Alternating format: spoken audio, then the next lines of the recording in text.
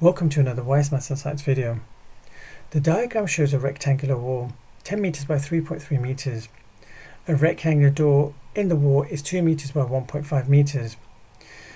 Zach is going to mix yellow paint and blue paint in the ratio of 1 part to 4 part to paint the wall. He will not paint the door. Zach assumes that 1 litre of paint will cover 10 meters squared. Yellow paint is sold in 1 litre tins costing £4.75p each. Blue paint is sold in 1 litre tins costing £5.50 each. Zach has £20 to buy paint. Does Zach have enough money to buy all the paint he needs? You must show the working. So the total area required, let's write this down. So this is the total area of paint required is equal to 10 multiplied by 3.3, which is the dimension of the wall, and subtraction from the dimension of the door, which is 2 meters multiplied by 1.5 meters. And so therefore you get 10 times 3.3, which is 33 meters squared, minus 2 times 1.5, which is 3 meters squared. And so therefore we end up with a total area of 30 meters squared, which needs to be painted. Now, what's going to happen is, in terms of coverage, that's going to be 30 meters squared. And we're assuming that each litre will cover 10 meters squared. So therefore, let's divide that by 3. And so therefore, you end up with, divided by 10 even, and then you end up with 3 tins. That's what we require, 3 tins. However, in reality, we need to be using this ratio. So let's have a look at this. The ratio is 1 part to 4 parts. So 1 part is going to be for the yellow paint and 4 parts for the blues. So the total 1 plus 4 is 5. So that's going to work out to be 5 litres over there. Now, what we're going to do then is we're going to make an assumption over there that we've got 30. You've got 30 litres that we require, divided by 5, and that gives me 6. So what I need to do, I need to multiply each part over here by 6. I need to multiply this one by 6. So therefore, I get 5 times 6 is 30 litres. Let's write that down. Over here, 4 times 6 is 24. That's going to give me 24 litres.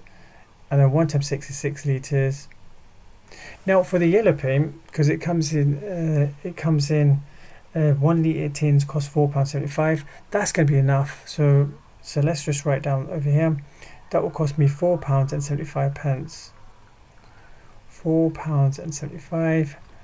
And then over here we require not 1 but not 2 even, because that will cover only 20 litres, but 3 tins. So therefore we're going to have to see the cost of the blue paint, which is £5.50, £5.50, and we're going to have to times it by 3. So let's times that one by 3 then. 3 times 0 is 0. 3 times 5 is 15. Carry the 1. 3 times 5 is 15 plus the 1 is 16. So it will cost us £16.50. So in total over here, how much will it cost us? Let's work it out. It will be £4.75. Add it onto £16.50. And then what's going to happen, let's see how much it will cost. And it will go 5 plus 0 is 5, 7 plus 5 is 12, carry the 1, 6 plus 4 plus 1 is 11, carry the 1, and that's going to be 1 plus 1 is 2, so it will cost us £21.25. So it says Zach has £20 to buy the paint. Does Zach have enough money to buy all the paint he needs? The answer is clearly no. Okay, and we've showed our working out. And the logic behind that is that £21.25 is clearly more than the money that Zach's got, which is £20. Okay, it goes on to say over here for part B, Zach's assumption is wrong, and 1 litre of paint will cost more than 10 meters squared. Zach's assumption is wrong, and 1 litre of paint will cover more than 10 meters squared. How might this affect your answer to part A? You must explain your answer. So we can go and say that Zach may be able to afford it now, as we might need less tins of paint.